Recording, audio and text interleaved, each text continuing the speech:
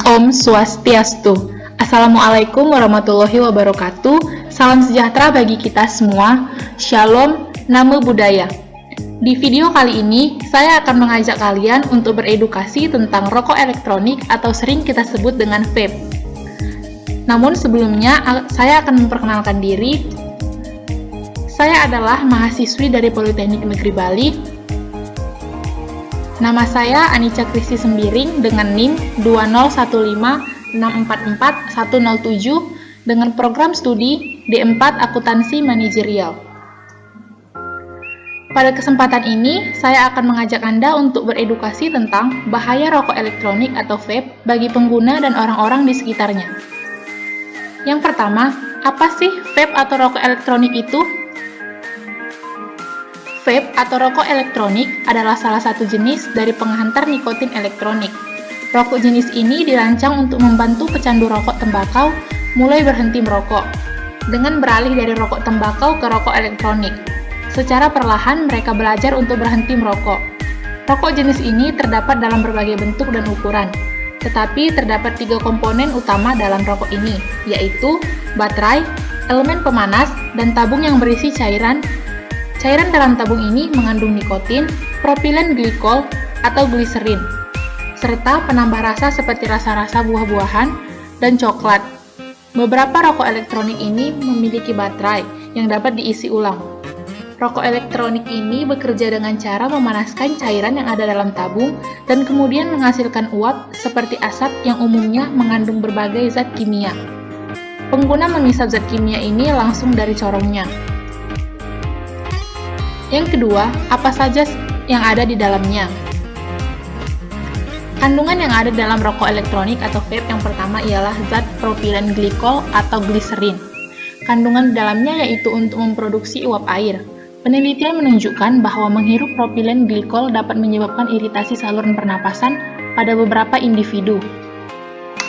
Yang kedua yaitu nikotin, ditemukan dalam konsentrasi yang berbeda-beda antara 0 sampai 100 mg atau mililiter dalam satu rokok elektrik. Yang ketiga, penambah rasa seperti rasa coklat, vanila, buah-buahan, dan lainnya. Perokok elektrik dapat menikmati sensasi rasa tertentu dalam setiap hisapannya. Dan yang terakhir yaitu komponen lainnya, tobacco specific nitrosamin atau TSNA. TSNA merupakan senyawa karsinogen yang ditemukan dalam tembakau dan rokok tembakau.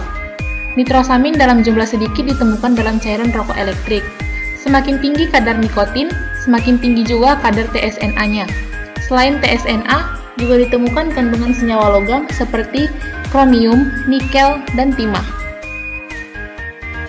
Yang ketiga, vape itu ada 3 jenis loh teman-teman. Apa saja?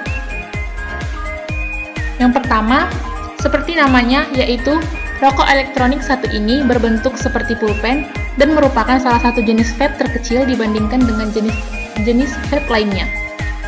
Cara kerja vape ini sama dengan jenis vape lainnya, yaitu dengan memanaskan cairan vape agar dapat menghasilkan uap. Yang kedua yaitu vaporizer jenis ini bentuknya lebih besar dibandingkan dengan vaporizer jenis pen. Meski begitu, vaporizer portable ini masih bisa dimasukkan ke kantung Anda. Tidak jauh berbeda dengan vaporizer pen. Vaporizer jenis ini juga mempunyai komponen elemen pemanas dan baterai. Namun, pada vaporizer portable, cairan vape yang tidak kontak langsung dengan elemen pemanas sehingga menghasilkan rasa yang lebih baik dan asap yang lebih sedikit. Sementara daya tahan baterainya biasanya kuat bertahan 2-3 jam atau bahkan lebih. Yang ketiga yaitu jenis vaporizer yang bisa diletakkan di atas meja yaitu vaporizer desktop. Yaitu rokok elektrik satu ini memiliki bentuk yang besar dan tidak dapat dibawa kemana-mana. Anda hanya dapat menggunakannya di rumah atau di satu tempat. Selain itu, vaporizer desktop ini juga membutuhkan permukaan yang datar untuk menempatkannya, serta memerlukan pasokan energi yang konstan agar dapat berfungsi dengan baik.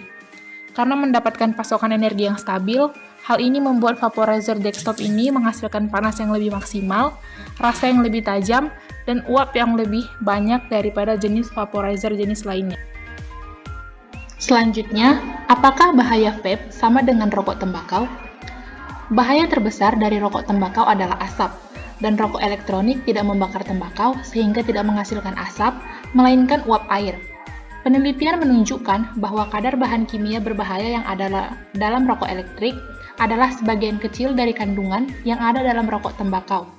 Tetapi, kandungan bahan berbahaya ini dapat bervariasi. Penelitian menemukan bahwa sel-sel endotel di arteri jantung menunjukkan respon stres yang jelas ketika terpapar asap rokok tembakau, tetapi tidak untuk rokok elektronik.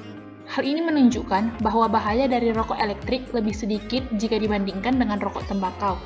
Namun, hal ini masih perlu diteliti lebih lanjut.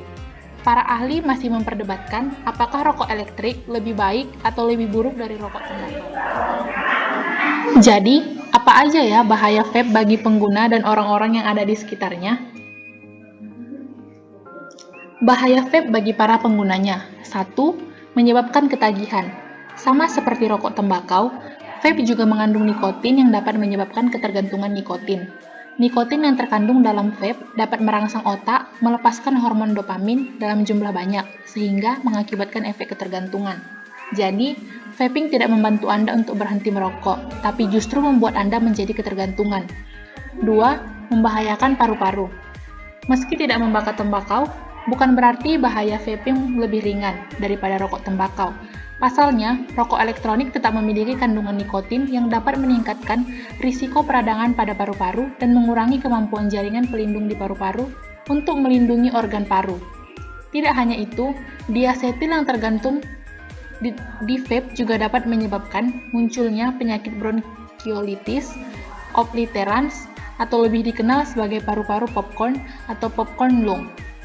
Yang ketiga, membahayakan jantung. Selain berdampak buruk bagi kesehatan paru-paru, nikotin yang terdapat di vape juga bisa mengganggu jantung. Saat nikotin diserap dan melalui darah, kelenjar adrenal dapat merangsang untuk melepaskan hormon epinefrin atau adrenal. Pelepasan hormon epinefrin inilah yang menyebabkan tekanan darah dan denyut jantung meningkat. Yang keempat, menyebabkan gangguan pada janin. Pada ibu hamil, penggunaan vape secara aktif maupun pasif atau terpapar asap vape dari orang lain dapat membahayakan janin di dalam kandungannya. Pasalnya, paparan nikotin dan zat berbahaya lain di dalam vape dapat mengganggu perkembangan janin. Sedangkan pada anak-anak, paparan nikotin dari vape dapat mengganggu perkembangan otaknya serta mempengaruhi daya ingatnya. Yang terakhir, yaitu yang kelima, meningkatkan resiko terkena kanker. Sama seperti rokok tembakau, vaping juga meningkatkan risiko terjadinya kanker. Kandungan formaldehida yang terdapat dalam vape bersifat karsinogenik, sehingga bila dihirup dalam jangka waktu lama dapat memicu munculnya sel-sel kanker. Bahaya vaping lainnya adalah jika cairan nikotin yang digunakan untuk mengisi rokok elektrik terkena kulit atau tak sengaja terminum oleh anak-anak. Hal ini dapat mengakibatkan kondisi serius, bahkan bisa menyebabkan kematian. Yang kedua, bahaya vape bagi orang-orang di sekitarnya. Yang pertama, penyakit jantung. Vape memicu penyempatan pembuluh darah. Yang kedua, asma dan penyakit paru lainnya. Yang ketiga, iritasi pada mata. Yang keempat, iritasi tenggorokan dan saluran pernapasan dikarenakan asap yang timbul dari vape tersebut. Yang kelima, yaitu kanker. Yang keenam, yaitu ketergantungan atau efek dari nikotin yang ada di dalamnya.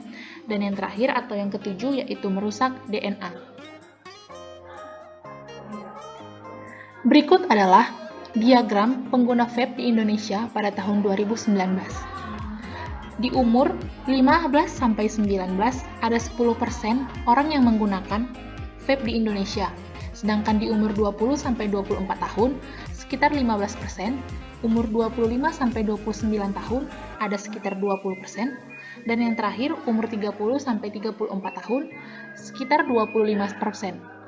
Dari diagram ini kita dapat menyimpulkan bahwa pengguna terbanyak yaitu di umur 30-34 tahun dikarenakan harga vape ini termasuk harga yang mahal.